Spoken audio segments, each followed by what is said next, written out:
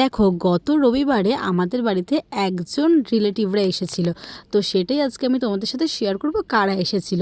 হ্যাঁ, একটা মামা, মামি আর তার মেয়ে, ৩ জন মিলে আমাদের বাড়িতে এসেছিল।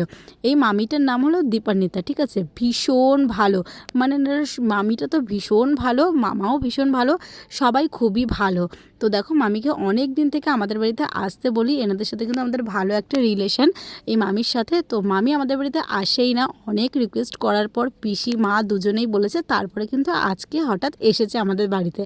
তো তারপরে এই যে লোকনাথ ঠাকুরটা দেখলে, এটার একটা গল্প হয়েছে এখানে, আমি বেশি বকবক করব না। তো এইটা কি হয়েছে গল্পটা, তোমরা নিজেরাই সেটা একটু শুনে নাও।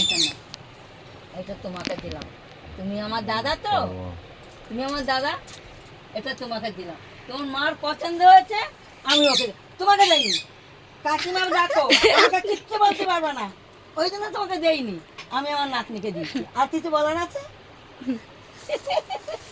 কোথা থেকে আনলে তুমি এটা?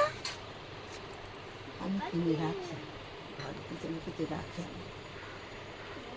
যখন বাজারে যাই, তুমি এটা কি দিলে আমাকে? এই কাগজটার মধ্যে রেখে দিয়ে দাও, কাগজটা, প্লাস্টিকটা। জানো তো তুমি এগুলো কি করো? জানো ভাই, মেয়েকে মা দিতে পারে না। আমি ওখান থেকে বিস্কুট দে। হ্যাঁ, আমি কারো কাছ থেকে এত পাইনি। এই বিস্কুট লাগবে না। বিস্কুট দাও তো বলে। আমি পাইনি একটা জিনিস। Thank you. আমি সত্যি পাইনি। মেয়ের বিস্কুট দে। এজন্য আমি তোমার হাতে দিলাম না। তুমি এটা খাবে না, তাহলে মামা মামাকে জানো না, আমি মানে এটা পেয়ে আমি কত খুশি হলাম। খুব ভালো মা। মামাকে বিস্কুট দে, মামিকে দে। আমিও আনন্দ পেয়েছি, আমি আমার ভাইকে কিছু দিতে পেরেছি। এটা দে, মেরি নেই, ইয়ে আছে একটা দে। আমি হ্যাঁ, দিদি মেরি আছে, ডাকি, শোনো, ভাই ওকে ডাকি, বাদ দাও। দাদা ডাকি, আমার নাতনিদের যা ডাকি, ওকে আমি কিন্তু তাই ডাকি। আরে কতগুলি খাচ্ছি, একটা দে। এই এটা কোথা থেকে আনলে এখন? এটা ছিল ঘরে, আমি এনে রাখি। তুমি চা খাও, আর নাইলে চলো আমার ঘরে। তো তোমরা তো পুরোটা দেখলে, শুনলে, সবটাই করলে যে মামির রিয়াকশন কেমন ছিল। এবার আমি তোমাদের গল্পটা বলছি। হ্যাঁ, মামি আমাদের বাড়িতে প্রথম এসেছে। আর দেখো, মে মাসের 10 তারিখে যেহেতু আমার মায়ের অ্যানিভার্সারি গেছে, তার জন্য প্রথমে যে শাড়িটা তোমরা দেখলে, সেটা কিন্তু মামি আমার মায়ের জন্য নিয়ে এসেছে, যে বিবাহবার্ষিক উপলক্ষে আজকে এসেছে বলে, তাই ওই শাড়িটা নিয়ে এসেছে। ভীষণ সুন্দর শাড়িটা। তারপরে তার সাথে শুধু শাড়ি এনেই থামেনি, কিন্তু আরও অনেক কিছু নিয়ে এসেছে। আইসক্রিম নিয়ে এসেছে, একটা বড় ফুটির বোতল নিয়ে এসেছে, দেখতেই পেলে। আমার পিসির জন্যও কিন্তু তাই সেম নিয়ে এসেছে, একটা আইসক্রিম নিয়ে এসেছিলো।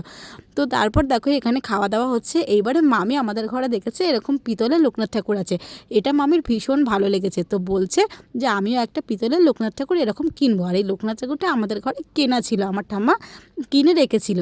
তো মামি যখন বলেছে যে আমি এরকম একটা লোকনাথ ঠাকুর কিনবো, আমার ভীষণ ভালো লেগেছে, ব্যাস সেই কথাটা শুনে আমার ঠাম্মা এটা গিফট করেছে মামিকে। তো মামি তো রীতিমতন এটা দেখে একটু ইমোশনাল হয়ে পড়েছে, মানে মামির এতই ভালো লেগেছে, এরকম একটা সারপ্রাইজ হঠাৎ করে আমার ঠাম্মা দিয়েছে, এটা একটা অবাক হওয়ার মতন। এবার চলো কিছু খাওয়া দাওয়ার পাটে যাওয়া যাক। তো এখানে তো শুধু গল্প করলেই হবে না, মামিদেরকে কিছু আপ্যায়নও করতে হবে।